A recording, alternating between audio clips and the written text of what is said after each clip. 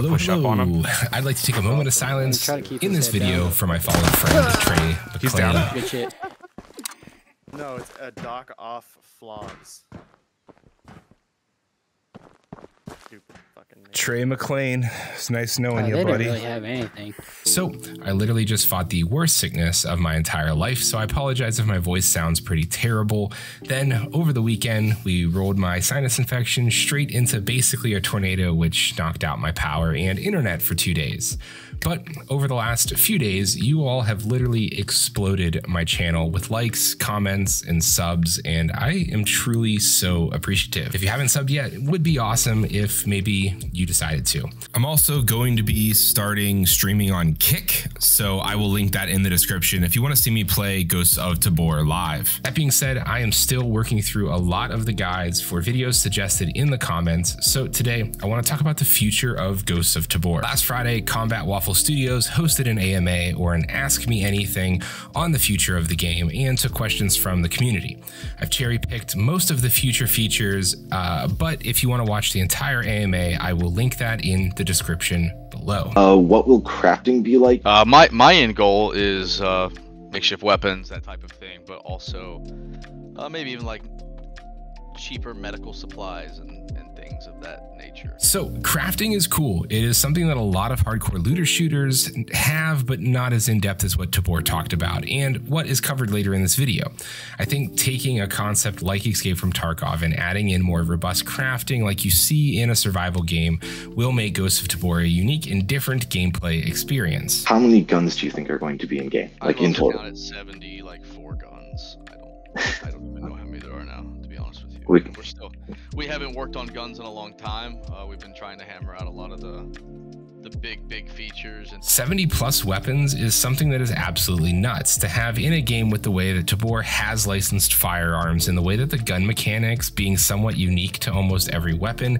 I think that 70 plus weapons is more than any other VR game has currently, and what is even more impressive about this number will be talked about later in this video as well. Let's say you're trying to start out brand new or you lost all your money.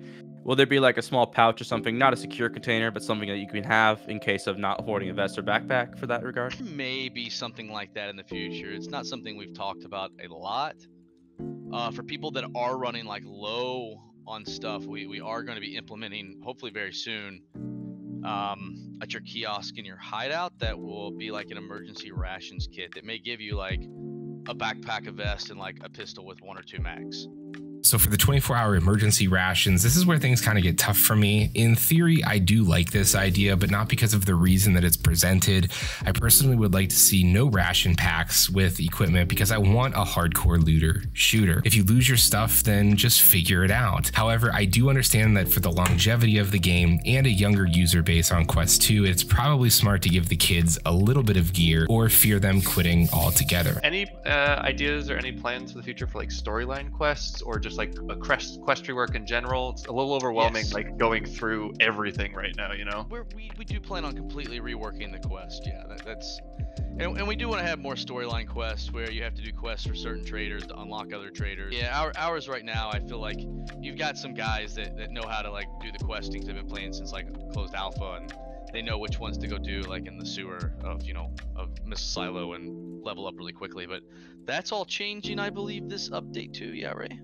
Yeah, it is. Yeah, you're going to see quests get a bit more balanced with money and experience, but more quests will come in place where you may have to go and leave a fishing pole somewhere for Yeti in a map.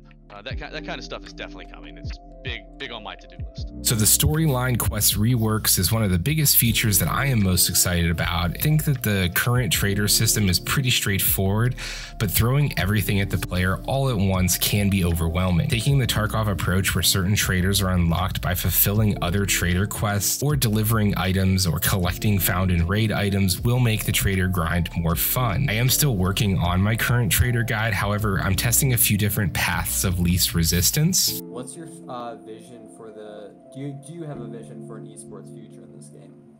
Yes. What does that look like? A lot like Hunt Showdown. It's not going to be 2023. We have so much work ahead of us. It'll most likely be more 2024, early 2024 when it comes out, probably Q1. But it's going to take a lot of inspiration from Hunt Showdown and the way they do their game mode. We really enjoy that mode, and I think it would be killer in VR. So an esports future is super cool, and I actually worked at AIM Lab for about 2 years prior to what I do now. So esports are heavily ingrained in my gaming culture. I don't really see myself being part of the esport community for Tabor, but a strong esports scene does make the game and player base strong and stable. And this is just a miscellaneous question, but will there ever be like an Infish and like Church of Infish and a House of Scott? House of Scott event only. You're actually gonna see a Church of Fish come out here really soon on island, I think. A fish gun that the boss may carry with like a little Infish logo on it. So you may see a House of Scott in the future. Maybe it'll be like in a ran down bar in the streets map. So adding the Church of Fish on the island is sort of an inside joke within the Tabor Discord. Infish is one of the devs at Combat Waffles Studios, and people sort of have this cult following for him. But adding a new location to the island map with a possible boss and boss weapons is something I will look forward to doing on the island. God, I said that out loud, didn't I? Great. Yep, yes you did. Jesus Christ, I'm tired. Yeah, streets. We got a streets map coming next. Woohoo! It's gonna be like this. Be like Prague. It's gonna look like Prague. So this was a slip up from Scott, but Streets is coming. I will of course be doing a full map guide the moment that the map drops, but it's super exciting to see that more maps are in the works to give us more variety on the type of raid that we want to do. What's the plan in the future for like the little garden area? Like what's gonna go there? What'd you say? Did you say dandelions? Marigolds? Marigold flower? No, a little bit of the sticky icky, man.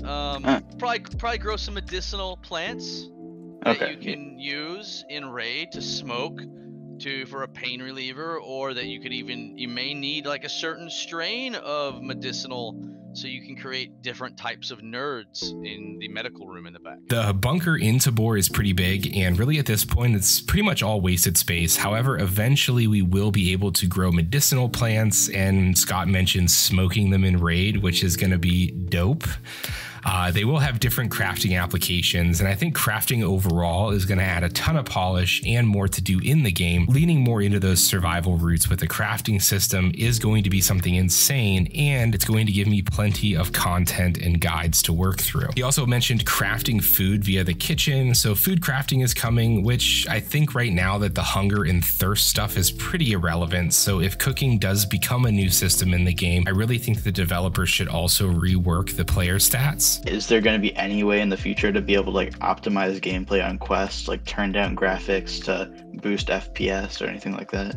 I'll let Ray answer that. We are actively working like every single day to get the performance better. So the big one on this list is optimizing the Quest gameplay. I've heard that the Quest gameplay is pretty rough around the edges, so Quest users can rejoice that optimization is coming. I am going to be picking up the game on Quest and doing a video here soon to give my thoughts on this experience from the perspective of a Quest user, so make sure to check that out. Y'all planning on any Christmas or Halloween events? I know it sounds childish, but I just want to ask. It is actually listed on our open roadmap that we did a couple months back. That starting the beginning in December, we will have some holiday events. Yeah, but the holiday events do excite me. It gives reason for people to come back on holidays and collect some holiday themed gear. Traditionally, holiday events do very well in games like Rust and DayZ, so I think that it's important that Tabor includes those as well. I personally really just want to see like a candy cane knife or a Santa hat, or hell, maybe even fight like a Santa themed boss on the island. What about modular weapons? Y'all ever think about that?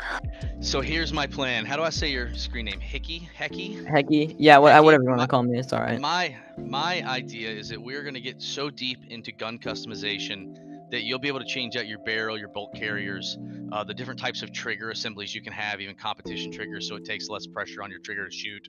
I want to do all of that, different butt stocks, foregrips, everything. Like that is my goal. This next one is probably the biggest feature that I think I'm excited for. One of the reasons that I was addicted to Escape from Tarkov so much was the endless amount of making a weapon system truly yours. I cannot wait to spend literally hours taking apart and building, testing out weapon combos. As somebody who's been in VR for quite some time, nothing this in-depth has ever been done before. Are y'all ever gonna add like a scav type system or something along the lines? along the lines of that?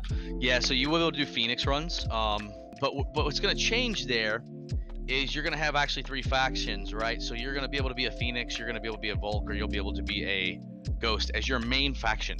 So if you want to be a Phoenix all the time, you can be a Phoenix. And the idea is we're going to flip it, and you get to do PMC runs. So you'll get to go in as a fully up armored PMC with a random kit as a Phoenix. So that is our ultimate goal. I think this is a great way to get some gear back after a series of poor runs. Being able to spawn in as a Phoenix or a Scav with a completely random kit is a raid feature that I will be using a lot. And I do think that if they implement this system, it does remove the need for the 24-hour ration system that they had also brought up in this AMA. But that is going to do it for me. Thank you for watching. If you're still watching at this point of the video, I know this really wasn't quite a guide, but more so my thoughts on the future of the game. I think that if Ghosts of Tabor keeps this speed and quality of features, the game is going to explode even more than it already has, which in turn will give me a ton of content to make in the long term.